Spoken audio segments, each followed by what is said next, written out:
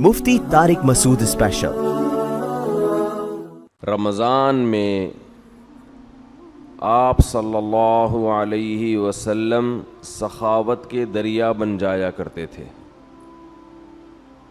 حالانکہ آپ صلی اللہ علیہ وسلم خود دنیا کے سب سے بڑے مسکین تھے۔ آپ نے فرمایا آگ سے بچو، اگرچہ کھجور کا ایک دانہ صدقہ کر کے ہی ہو، کچھ نہ کچھ کرو صدقہ تاکہ اللہ کا غضب کیا ہو، ٹھنڈا ہو۔ تو بہت سارے ہیں، رمضان میں چونکہ نبی سخاوت کا دریا بنا کرتے تھے تو رمضان میں زیادہ کرنا ہے۔ سمجھتے ہو حدیث میں آتا ہے کہ سب سے افضل صدقہ وہ ہے کہ جس میں صدقہ کرنے کا دل نہیں چاہ رہا ہو۔ بات آ رہی ہے سمجھ میں؟ صدقہ کرنے کا بولو بھائی دل نہیں چاہ رہا ہو، وہ نکالو جیب سے۔ اور صحابہ یہ بھی پوچھتے تھے کہ کہاں خرچ کریں؟ نبی نے فرمایا ہاں، پہلا فائدہ میں بتا دوں کہ دل کی اصلاح ہوتی ہے، دوسرا فائدہ ذہن کو سکون ملتا ہے، ڈپریشن اسٹریس ختم ہوتی ہے، تیسرا فائدہ اللہ کا غضب ٹھنڈا ہوتا ہے۔ گناہ انسان سے ہو جائے اللہ غضبناک ہوتے ہیں۔ آپ نے فرمایا آگ سے بچو، اگرچہ کھجور کا ایک دانہ صدقہ کر کے ہی ہو، کچھ نہ کچھ کرو صدقہ تاکہ اللہ کا غضب کیا ہو، ٹھنڈا ہو۔ تو بہت سارے ہیں، رمضان میں چونکہ نبی سخاوت کا دریا بنا کرتے تھے تو رمضان میں زیادہ کرنا ہے۔ کرنا کہاں ہے، یہ بہت اہم سوال ہے۔ سب سے پہلا حق اسلام نے آپ کے غریب ترین رشتہ داروں کا بنایا ہے۔ آج کل غریب لوگ مارکیٹ میں اویلیبل ہیں نہیں، پہلے میں یہ بتا دوں، آپ غریب تلاش کرنا مشکل کا ہیں لیکن اتنے آسانی سے نہیں ملتے، اس میں فراڈی زیادہ ملتے ہیں۔ تو اگر رشتہ داروں میں کوئی واقعی مستحق ہے تو جنت کمانے کا اس سے بہتر موقع آپ کے پاس نہیں ہے۔ اور رشتہ داروں کو تو ویسے بھی ہدیے دے دیا کرو بھائی، بہن بھائیوں نے آپس میں پیسوں کے تبادلے چھوڑ دیے، دعوتیں ہو رہی ہیں جن کا کوئی فائدہ نہیں ہے، بلا کے اتنا قورمہ دیکھ پکا کے سب کو کھلا دیا، وہ پہلے اپنے گھر میں نہیں کھا رہا کیا بیٹھ کے؟ پیسوں سے جتنی حاجت پوری ہوتی ہے کسی کی، اتنی دعوتوں سے پوری نہیں ہوتی، تو پیسے دو بھائی ان کو۔ رواج ہی ختم ہو گیا کہ بھائی اپنی بہن کو لفافے میں ڈال کے پیسے دے دے۔ اور رشتہ دار جو قریبی ہیں نا، ان کے لیے مستحق ہونا ضروری نہیں ہے، مستحق تو زکوٰۃ کے لیے ضروری ہے پھر، ورنہ زکوٰۃ ادا نہیں ہوگی۔ ویسے صدقہ دینے کے لیے سامنے والے کا مستحق ہونا ضروری نہیں ہے۔ اپنے قریبی رشتوں کو آپ ہدیے کے نام پہ لفافے میں پیسے ڈال کے دے دیا کرو۔ یہ چیز ہمارے معاشرے میں ختم ہو رہی ہے۔ تہادوا تحابوا، آپ نے فرمایا ایک دوسرے کو ہدیے دیا کرو، اس سے محبت بڑھے گی۔ بجائے دینے کے کیا کر رہے ہیں، الٹا کھا رہے ہیں۔ تو سب سے پہلا حق کس کا ہے؟ قریب ترین رشتہ داروں کا، پھر دینی مدرسوں کا، پھر اور جو بھی اللہ نے آپ جو بھی خیر کے کام ہیں، ہسپتال ہیں جو اچھے کام کر رہے ہیں، کہیں بھی جہاں آپ کا دل کھٹکتا ہے۔ لیکن اتنی بات ضرور ہے کہ اللہ نے جیسے ایمان والوں کی یہ صفت بیان کی کہ یہ نماز پڑھتے رہتے ہیں، اسی طرح اللہ نے بتایا کہ ان کی جیب سے اللہ کے لیے پیسہ نکلتا رہتا ہے، اور یہ پیسہ آپ کی جیب سے نکل کے ضائع نہیں ہو رہا، اللہ کے بینک میں انویسٹ ہو رہا ہے، اللہ کی تجارت میں انویسٹ ہو رہا ہے۔ اللہ فرماتے ہیں کہ اللہ سخی ہے، وہ بہت زیادہ اس کو بڑھا چڑھا کے دے گا۔ اس کی مثالیں دی، کمثل حبۃ، جیسے گندم کا ایک دانہ، اس میں آپ کو لاکھوں دانے نظر نہیں آئیں گے، لیکن آپ زمین میں بوئیں تو ایک ایک دانے سے کیسے لاکھوں لاکھوں دانے پیدا ہوتے ہیں۔ تو ایسے ہی اللہ مسلمان کے صدقات و خیرات کو پھیلاتا رہتا ہے، پھیلاتا رہتا ہے اور بڑا کرتا رہتا ہے اس کو۔ اللہ کی راہ میں مال خرچ کرنا، خرچ کرنے کا جذبہ پیدا کرنا چاہیے۔ الذین ينفقون اموالهم ابتغاء مرضات اللہ وتثبیتا من انفسهم، سورہ آل عمران میں اللہ کا نے ارشاد فرمایا کہ نیک بندے اللہ کی راہ میں مال خرچ کرتے ہیں دو کاموں کی وجہ سے، ایک اللہ کو راضی کرنے کے لیے، وتثبیتا من انفسهم، اور ایک اپنے آپ کو دین پر مضبوط کرنے کے لیے, اپنے دل سے دنیا کی دولت کی محبت نکالنے کے لیے. یہ جو نوٹ ہوتے ہیں نا, نوٹ کڑک کڑک, پہلے زمانے میں صوفیاء کرام اپنے مریدوں کے دل سے دنیا کی محبت نکالنے کے لیے ان سے نوٹوں کو جلوایا کرتے تھے. اب آپ نہ جلائیں, یہ ٹھیک عمل نہیں ہے, لیکن پہلے ایسا علاج ہوتا تھا. جی جلائیں گے بھی نہیں صحیح ہے. تو وہ ایسے جلواتے تھے. ہمارے حضرت پورا وہ بتایا کرتے تھے نا کہ جیسے 5,000 کا کڑک نوٹ لیا, اب جان اٹکی بھی ہے نا اس 5,000 کے نوٹ میں, تو ادھر سے آگ لگائی نا کنارے سے, آہستہ آہستہ, ایک دم سے نہیں جلا دیا, آہستہ آہستہ جل رہا ہے, اور اس کو جلتے ہوا دیکھیں تو وہ ادھر جلے گا, ادھر اندر سے کیا جلے گا, دل. تو جب دل اندر سے جلے گا نا تو جلنے سے جراثیم آپ کو پتہ ہے کیا ہو جاتے ہیں, ختم. تو دل کے اندر جتنے وہ نوٹوں کی محبت کے جراثیم تھے اور محبت کے جو گٹر ابل رہے تھے وہ آہستہ آہستہ ختم. یہ کام آپ نہ کریں, یہ جائز بھی نہیں ہے, لیکن پہلے بعض صوفیہ کرام یہ کروایا کرتے تھے تاکہ اس کے, وہ پہلے پتہ ہے کیسے اصلاح ہوتی تھی, مرید کو دیکھتے تھے اس کمبخت کی بیماری ہے کیا, شیخ ٹریس کرتا, آبزرو کرتا تھا کہ اس میں مسئلہ ہے کیا. وہ کہتے تھے یہ نماز تو پڑھتا ہے, یہ جناب رشتہ داروں سے بھی اچھا سلوک کرتا ہے, سب کچھ ٹھیک ہے, لیکن اس کے اندر فالٹ یہ ہے کہ یہ نوٹوں سے بہت زیادہ محبت کر کے بیٹھا ہوا ہے, اس کو پیسوں کا نقصان برداشت نہیں ہوتا. تو پھر شیخ اور مرشد یہ کرتے تھے اس کے دل سے پیسے کی محبت نکلواؤ. اب تو بہت سے شیخ, سب نہیں, اچھے تو ہر جگہ ہیں, بہت سے شیخوں کے دل میں جتنی پیسوں کی محبت ہوتی اتنی تو مریدوں کے دل میں نہیں ہوتی. وہ شیخ اپنے مرید کی جیب پہ نظر رکھ کے بیٹھا ہوتا ہے, کمبخت نے 6 سال ہو گئے آج تک ہدیے کے نام پہ 1 روپیہ بھی نہیں دیا ہے. آج خرچ کرنے کے جو فضائل بیان کیے جاتے ہیں اس کا مطلب ہوتا ہے مجھے دو. صحیح ہے نا, کیا مطلب ہوتا ہے؟ جب بڑا بھائی چھوٹے کو سمجھا رہا ہو یا چھوٹے بڑا کو سمجھا رہا ہو کہ اسلام میں خرچ کرنے کی بہت فضیلت ہوتی ہے, اس کا مطلب ہے مجھے پیسے دو. اس کا مطلب کیا ہوتا ہے مجھے پیسے دو. بیوی شوہر کو جب سمجھا رہی ہوتی ہے کہ انسان کو سخی ہونا چاہیے, کھلا ہاتھ ہونا چاہیے, اس کا مطلب پیسے نکالو. شوہر بیوی کو جب سمجھا رہا ہو قناعت اسلام میں بہت زبردست چیز ہے, اتنا مت ہاتھ پھیلاؤ کہ کل قرضہ لو, اس کا مطلب ہوتا ہے مجھ سے پیسے مت مانگو, 5 روپے بھی نہیں دوں گا میں تمہیں. تبھی تو نصیحت کا اثر نہیں ہوتا نا. کیا خیال ہے بھائی؟ نصیحت کا اثر ہی نہیں ہوتا.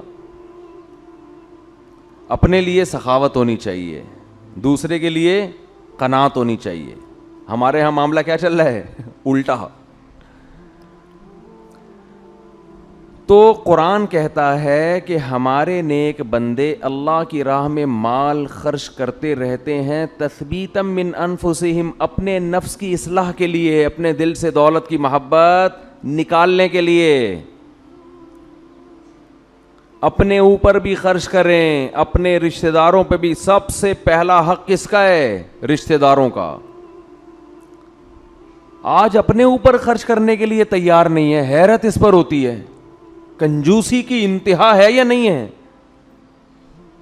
پھر جو اپنے اوپر خرچ کرتے ہیں لوگ ان پہ انگلیاں اٹھا رہے ہوتے ہیں, اس کے پاس گاڑی کہاں سے آئی, اس کے پاس یہ کپڑے کہاں سے آئے, یہ کہاں سے آیا, وہ کہاں سے آیا.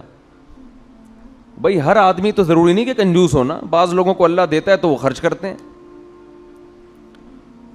آج اپنے اوپر خرچ کرنا بھی ایک مصیبت بن گیا ہے. عربی میں 2 لفظ استعمال ہوتے ہیں, ایک ہوتا ہے شحیح اور ایک ہوتا ہے بخیل. بخیل کہتے ہیں جس کی جیب سے دوسرے کے لیے روکڑا نہ نکلے, اور شحیح کہتے ہیں اپنے لیے بھی نہیں پیسے نکلتے, وہ چائنا والوں کی طرح قبر میں لے کے جاتا ہے. وہ ملیشیا میں قبرستان ہے, وہاں کروڑ پتی لوگ جب دفن ہوتے ہیں تو دیگوں میں اپنے ساتھ پیسہ لے کے قبر میں جاتے ہیں. وہ آپ یوٹیوب پہ دیکھ لیں, ایسی بہت سی ویڈیو ہیں کہ پورے سونے چاندی کے ساتھ دفن ہوئے ہیں, بہت ہیں ایسی. ہمیں ہمارے نبی نے فرمایا صلی اللہ علیہ وسلم دنیا مسافر خانہ ہے، میری مثال اس سوار کی طرح ہے کراکب استظل تحت شجرہ، ایک مسافر سفر کرتے کرتے درخت کے نیچے لیٹ گیا ہو تھوڑی دیر سستانے کے لیے، آرام کے لیے، اس کے بعد اس نے موو کرنا ہے یہاں سے۔ بھائی ہم کروڑوں سال سے نہیں تھے، لاکھوں کروڑ، یہ دنیا بنے ہوئے تو پتہ نہیں کروڑوں سال ہو گئے، آدم علیہ السلام کو آئے ہوئے ہزاروں سال، نوح علیہ السلام 950 سال تو خالی تبلیغ کی ہے انہوں نے۔ ہماری اوقات کیا ہے، جمعہ 8 دن ہوئے ہم لوگ کو دنیا میں آئے ہوئے، اور جانے میں بھی تھوڑے دن رہ گئے ہیں بس، گھبرائیں نہیں، آپ نے گھبرانا نہیں ہے۔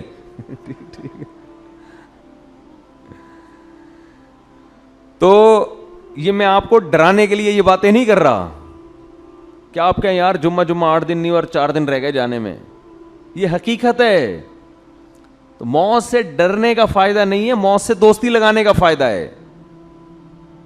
دیکھو جس ڈاکو نے پیچھا کرنا ہی ہو، آپ کسی محلے میں رہتے ہیں، آپ کو پتا چل گیا یہاں ایک بندہ میرے پیچھے پڑا ہوا ہے، میری ہاتھ دھو کے مارے گا وہ مجھے یا مجھے پکڑے گا، تو آپ محلہ تبدیل کر لو گے؟ کیا خیال ہے کہ بھائی اس دہشت گرد کو تو محلے سے نکالا نہیں جا سکتا، خود ہی محلہ تبدیل کر لو۔ جیسے ہی آپ نے محلہ تبدیل کیا وہ دوسرے محلے میں پہنچ گیا، پھر وہ آپ تیسرے محلے میں گئے وہ وہاں پہنچ گیا، اب آپ بھاگ کے تھک گئے مگر وہ آپ کا پیچھا نہیں چھوڑ رہا، تو پھر آپ کیا کرو گے؟ وہی کرو گے جو امریکہ افغانستان میں کر رہا ہے، مذاکرات کی دعوت دو گے۔ آپ کیا کرو گے؟ بولو بھائی، قطر مذاکرات ہوں گے، یار بیٹھو آؤ، وہ تو کہہ رہے تھے 20 سال پہلے یہ کر لیتے مذاکرات، لیکن چلو دیر آئے درست ہے، وہ کہے گا آؤ بیٹھو مذاکرات کرتے ہیں۔ تو آپ بھی یہی کرو گے نا اس ڈاکو کے ساتھ کہ بھائی تمہیں کیا مسئلہ ہے، میری جان کے پیچھے ہاتھ دھو کے کیوں پڑ گیا ہے؟ آؤ بیٹھو، پیسے چاہیے، کیا چاہیے تمہیں؟ تو آپ مذاکرات کے ذریعے کمپرومائز کی بولو کوشش کرو گے کہ یار اس سے جان چھڑانا مشکل نہیں ہے، فل ٹینشن ہے یہ آدمی، بیٹھ کے کچھ ٹاک شاک کر کے کچھ باتیں کر کے کچھ دوستی لگاتے ہیں، دشمنی ختم کرتے ہیں، آخری نتیجہ یہ نکلے گا کہ نہیں نکلے گا؟ تو قرآن کہہ رہے کوئی عام ڈاکو تمہارے پیچھے کیا لگے گا، انما تکونوا یدرککم الموت، موت جیسے تمہارا پیچھا کر رہی ہے نا، پیسے دنیا میں پولیس کسی کا پیچھا نہیں کرتی، سمجھ رہے ہیں؟ وہ بھی ایک وقت کے بعد آ کے چھوڑ دیتی ہے، موت ایسا پیچھا کر رہی ہے، یدرککم الموت، قرآن کہتے ہیں موت ایسے پکڑے گی تمہیں، آ کے ادراک کرے گی تمہارا۔ وہ جس دن سے پیدا ہوئے ہیں اسی دن سے پیچھے پڑی ہوئی ہے، اور اس نے بہت کوشش کی ہم کو قبر میں اتارنے کی۔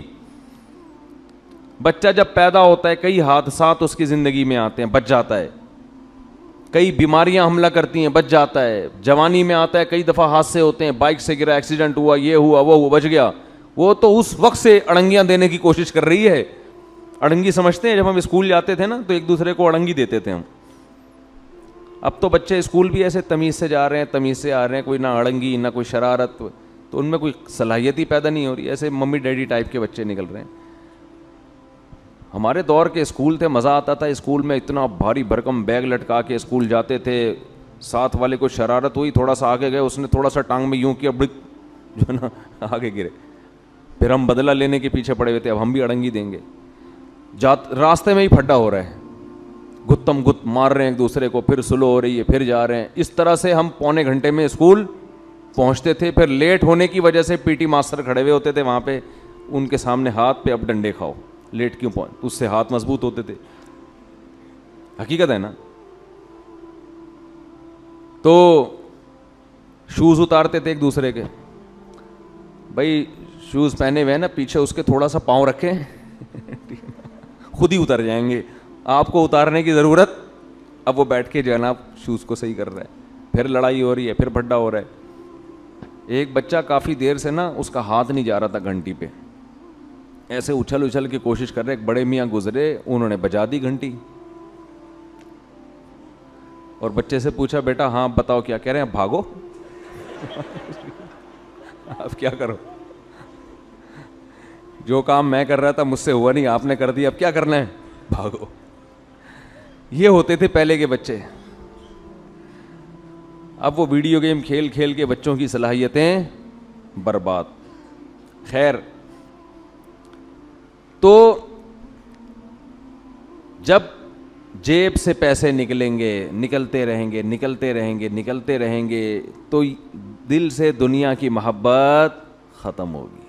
او بھائی مسافر خانہ ہے, سفر کے دوران اگر آپ کو کچھ پیسے ملے ہوئے ہوں اور آپ کو پتا ہو کہ یہ ٹرین سے اترتے ہی واپس لے لیے جائیں گے, تو آپ کوشش کرتے ہو کہ اترنے سے پہلے ہی سارے کھا پی کے ختم کر دو.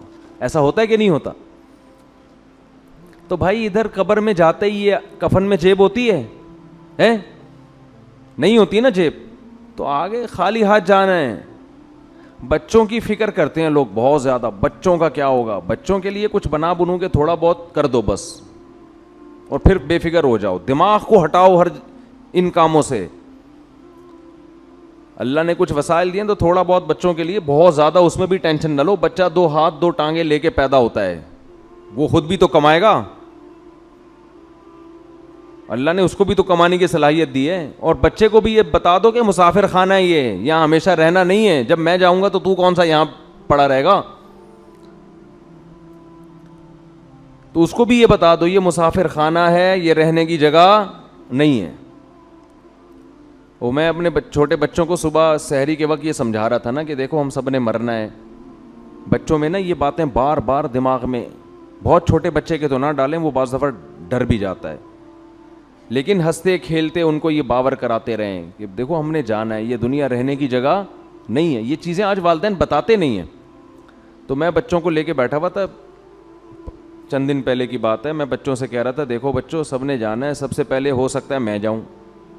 تو ایک چھوٹی بچی کہتی ہے بھائی ابو منہ سے نا باتیں اچھی نکالنی چاہیے, انسان کو منہ سے کیا کرنا چاہیے, باتیں اچھی نکالنی چاہیے. مجھے ہنسی آ گئی, میں نے سوچا اس کو یہاں بٹھا دیتا ہوں کہ اب آپ نصیحت کرو, ہم سامنے بیٹھتے ہیں جا کے. بچے آج کل بہت ڈیڑھ ہوشیار قسم کے پیدا ہو رہے ہیں. تو بچوں کو جب کہنا یہ منہ سے باتیں اچھی نکالنی چاہیے, کیا موت کی باتیں ہیں, تو بولو بیٹا یہی اچھی باتیں ہیں منہ سے, زندگی کی باتیں اچھی نہیں ہیں. تو میں یہ کر رہا تھا جس ڈاکو نے آپ پہ پنجے گاڑنے ہی ہیں, پکڑنا ہی ہے, تو اس سے مذاکرات کر کے دوستی لگا لی جائے نا, تو موت ایک ایسا دشمن ہے جو کسی قیمت پہ آپ کو معاف نہیں کرے گا. تو اس سے بھاگ نہیں سکتے, اس سے دوستی لگائی جا سکتی ہے. موت سے باتیں کیا کریں بیٹھ کے, بھائی کوئی مسئلہ نہیں ہے, جہاں تم نے اتنے لوگوں کو قبر میں اتارا مجھے بھی اتار دینا, تو لیکن آپ چاہتی کیا ہو مجھ سے, ٹھیک ہے نا, پرابلم کیا ہے آپ کے ساتھ, میں تو تیار ہوں گلے لگانے کے لیے. تو موت کہے گی کہ دیکھ میں جب کسی کو پکڑتی ہوں نا تو کسی سے کو دوست بن کے پکڑتی ہوں اور کسی کو دشمن بن کے. جس کا عمل اچھا ہو موت اس کے لیے ایک محبوب کو محبوب سے ملانے کا ذریعہ ہے. جس کا عمل اچھا نہیں ہے موت اس کے لیے ایک بہت بڑی آفت اور تباہی ہے. حضرت عمر کی شہادت کا جب وقت تھا تو فرمایا کہ مجھے جلدی دفنانا. حدیث میں آتا ہے نا کہ جب مردے کو ہم لے کے جا رہے ہوتے ہیں قبر میں, تو اگر وہ اچھی میت ہو, نیک عمل ہو, تو وہ کہتے ہیں جلدی لے کے جاؤ, وہ بزبان حال یہ کہہ رہا ہوتا ہے. اور اگر اس کا عمل برا ہے تو وہ کہتے ہیں مجھے کہاں لے کے جا رہے ہو تم. انسان اپنے عمل کی طرف جا رہا ہے, عمل کی طرف. انکا کادحن الی ربک کدحن فملاقی, اے انسان تم میں سے ہر شخص رب کی طرف ایک عمل کر رہا ہے اور عن قریب اس عمل سے اس کی ملاقات ہونے والی. جو کر رہے ہیں اسی سے ملاقات ہوگی, تو اچھا کر لو بھائی, کچھ اچھا کر لے تاکہ ملاقات ہو تو خوشی ہو. تو نبی صلی اللہ علیہ وسلم نے فرمایا اتقوا النار ولو بشق تمرہ, صدقات و خیرات کا سب سے پہلا فائدہ کیا ہے, آپ کے دل میں دنیا کی محبت ختم ہوگی اور اس سے دنیا میں سکون ملے گا, آپ ریلیکس ہو جائیں گے. دیکھو کسی کو کسی سے عشق ہو گیا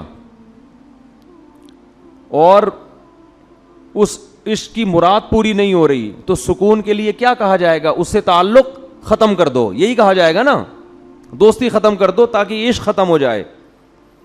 اس وقت ڈپریشن اور اسٹریس کا سب سے بڑا سبب دنیا کی محبت ہے. انسان چاہتے ہیں میری ساری خواہشات پوری ہوں, موت کے لیے وہ ذہنی طور پر تیار نہیں ہے. تو اس کا حل یہ کہ اس محبت کو ختم کرو. مسافر خانہ بول بول کے ختم کرو. مسافر خانہ ہے بھائی, مر جائیں گے, آج نہیں تو کل مریں گے. وہ فلاں مر گیا تو اللہ مغفرت فرمائے, سب نے مرنا ہے بھائی, بس. تو مر گیا تو کیا ہوا, آج ہم نے, کل ہم نے مرنا ہے, کل آپ نے مرنا ہے, سب نے مرنا ہے. قبرستان تو ایسے ہی آباد ہوں گے. اصل تو ہماری وہ 6 فٹ کی, دیکھو راحت اندھوری کا شعر میں نے لائیو سنا تھا. 2 گز صحیح لیکن میری ملکیت تو ہے, اے موش تو نے مجھ کو زمیندار کر دیا, او کما قال, کہ 2 گز صحیح ہے اور میری ملکیت تو ہے نا. تو یہ شعر میں نے سنا, اور ابھی راحت اندھوری کہاں ہے, اسی 2 گز کی زمین میں. جب وبا آئی تھی کرونا کی تو راحت اندھوری کا شعر آیا تھا کچھ اس وبا کے بارے میں, اور اسی وبا سے راحت اندھوری کا انتقال ہوا کرونا میں. سمجھتے ہیں کہ نہیں؟ تو آدمی بتا رہا ہوتا ہے اور لیٹا ہوا ہوتا ہے قبر میں, تو سب مر مر کے بھر رہے ہیں قبریں, جا رہے ہیں دنیا سے. تو اس کا استحضار کرنا چاہیے, اور دل سے دنیا کی محبت نکالنے کے لیے وہ نوٹ خرچ کریں جس پر آپ کا دل سب سے زیادہ اٹکا ہوا ہو.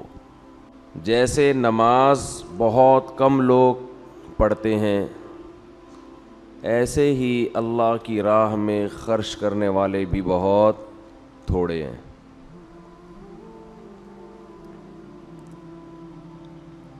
رمضان میں آپ صلی اللہ علیہ وسلم سخاوت کے دریا بن جایا کرتے تھے, حالانکہ آپ صلی اللہ علیہ وسلم خود دنیا کے سب سے بڑے مسکین تھے.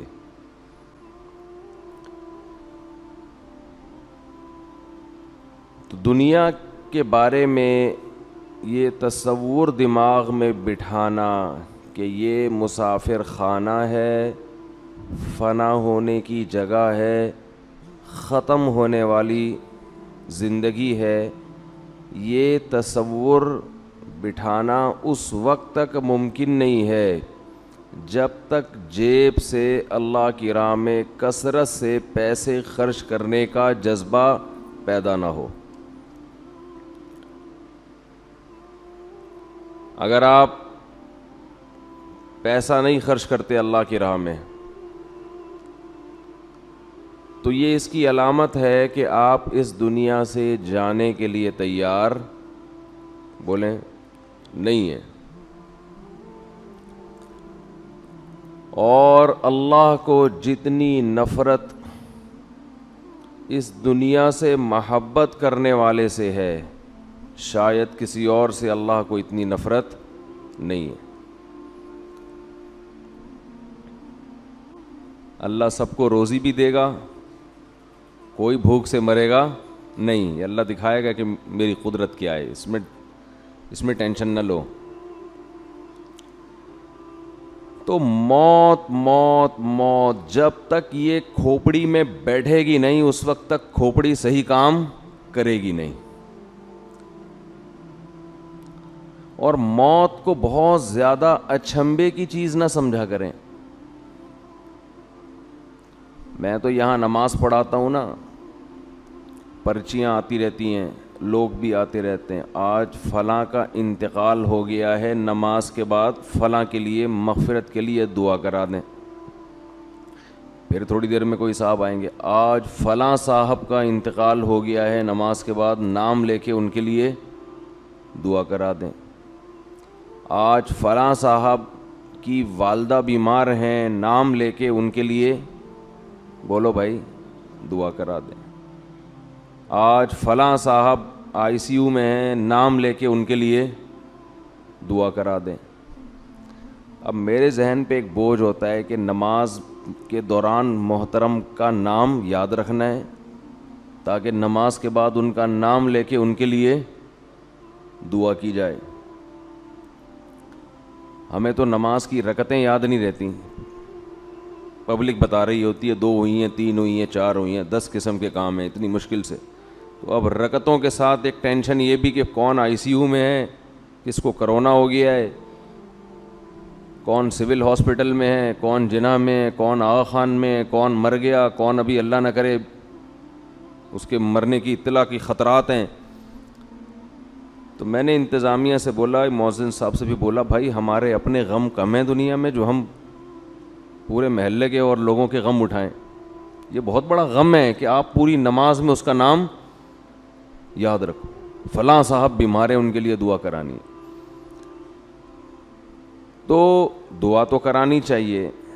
اس میں ایک تھوڑی سی اصولی بات یاد رکھیں, یہ بات چل پڑی ہے تو میں بتا دوں. اجتماعی دعا اسلام میں جو زیادہ اہم ہے دعاؤں میں وہ انفرادی دعا ہے, اجتماعی نہیں ہے. اجتماعی دعا کبھی کبھار تاکہ لوگوں کو دعا مانگنے کا سلیقہ ہے کہ بھئی ایسے دعا مانگی جاتی ہے, دعا کے الفاظ یہ ہوتے ہیں. اصل جو دعا مانگنے کا طریقہ ہے وہ انفرادی ہے.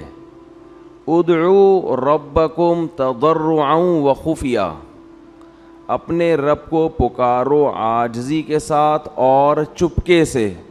شور شرابہ اللہ کو پسند بولو بھائی نہیں ہے. ہر جگہ شور شرابہ, مسجدوں میں تو خاموشی ہونی چاہیے. خاموشی سے آئیں اور پتلی گلی سے نکل جائیں, چپکے سے نکل جائیں. ایک تو سکون کی جگہ ہے, اس میں بھی اگر اناؤنسمنٹ فلاں بیمار, فلاں کی یہ مسئلہ, فلاں کا یہ مسئلہ, فلاں, یہ وہ اخبار ہے جس میں ہر خبر آ رہی ہے. آپ کہہ سکتے ہیں کہ مسجد میں دعا نہیں مانگے فلاں کے لیے, تو پھر کہاں مانگے؟ دعا مانگنے پر نہ اللہ نے کوئی پابندی لگائی نہ گورنمنٹ نے. آپ آئیں, جو بھی پیشنٹ ہے, جو بھی مریض ہے, اس کا نام لے کے اللہ سے دعا مانگیں. اور اگر آپ کے دل میں امام صاحب سے عقیدت ہے کہ ان کی دعا اللہ شاید زیادہ سنتا ہوگا, تو ان سے ریکویسٹ کر دیں کہ آپ بھی دعا مانگ لیں. جیسے صحابہ نبی سے آ کے کہا کرتے تھے کہ یا رسول اللہ میری یہ حاجت ہے, آپ اللہ سے دعا مانگے. آپ صلی اللہ علیہ وسلم اسی وقت دعا مانگ لیتے تھے. تو ریٹیل پہ کام ہو گیا, کیش پہ. ادھار والا معاملہ بولو نا بھائی, رہا ہی نہیں ہے کہ آدمی دماغ میں رکھے, اس کو نماز پڑھ رہا ہے, اس کو رکعتیں بھی یاد رکھنی ہیں, اور پھر وسیم کا نام فلاں ICU میں, فلاں جناح میں, یہ بھی یاد رکھنا ہے. اس ٹینشن سے بھی کیا ہو گئی؟ بولو بھائی بچت. دعا کی درخواست کرنا یہ سنت عمل ہے صحابہ کی. تو کسی سے بھی درخواست کی جا سکتی ہے, کسی بزرگ سے, کسی عالم سے, کسی مفتی سے. یہ تو جائز کیا بلکہ اچھی بات ہے. لیکن اناؤنسمنٹ کرنا کہ سب کو پتہ چلے کہ کون بیمار ہے, کس کا انتقال ہو گیا, یہ کوئی شریعت میں پسندیدہ کام نہیں ہے. لوگ کہتے ہیں جی اتنے ہزاروں لوگوں میں شاید اللہ کسی کی سن لے. یہ دین میں اس طرح کی لاجک نہیں چلتی. تو یہ کام نبی صلی اللہ علیہ وسلم نے کیوں نہیں کیا؟ مسجد نبی میں تو ہم نہیں دیکھتے تھے کہ ہر نماز کے بعد دعا ہو رہی ہے کسی کے لیے, فلاں ہو گیا, یہ ہو گیا. مسائل تو اس وقت بھی بہت تھے. تو کیا ضرورت ہے ہر خبر ہر ایک کو دی جائے؟ بھائی اپنے طور پہ دعا مانگے. اور عام لوگ جب کسی کے لیے دعا مانگتے ہیں تو ان کو اس سے اتنی دلچسپی نہیں ہوتی. انہیں کیا پتا کہ کس کی بات ہو رہی ہے. اور پھر مسائل صرف بیماریوں کے تھوڑی ہیں. اگر آپ مسائل کو دیکھتے ہیں کہ اجتماعی دعا ہونی چاہیے, تو پھر مسئلے تو بیماری اور موت کے علاوہ بھی سینکڑوں ہیں. پھر وہ سارے مسجدوں میں پرچیاں آنی چاہیے. مفتی صاحب فلاں کے لیے دعا کریں, اس کی جاب نہیں لگ رہی, چلو بھائی نماز کے بعد اعلان ہو رہا ہے. حضرات ایک اعلان سنیے, فلاں صاحب 20 سال سے بے روزگار ہیں, آپ سب ان کے لیے اجتماعی دعا کریں. ہو سکتا ہے ہزاروں میں سے کسی کی آہ نکلے اور عرش پہ جائے اور فلاں کو جاب مل جائے.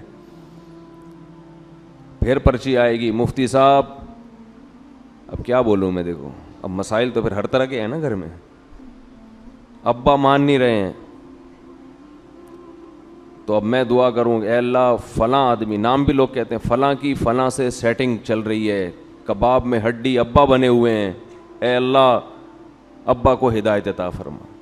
ہو سکتا ہے کسی کی اس کی بھی سیٹنگ چل رہی ہو اور اس کی آہ نکلے, وہ سمجھتا ہو اس کے غم کو. لاجک تو ہر چیز کی پیش کی جا سکتی ہے نا. ہو سکتا ہے وہ اس کی آہ سمجھتا ہو کیونکہ وہ بھی اسی مراحل سے گزر چکا ہے. تو مسائل دنیا میں, یہ میں اس لیے عرض کر رہا ہوں کہ مسجدوں میں یہ بہت زیادہ رواج شروع ہو گیا ہے, نام لے لے کے دعائیں کرنا.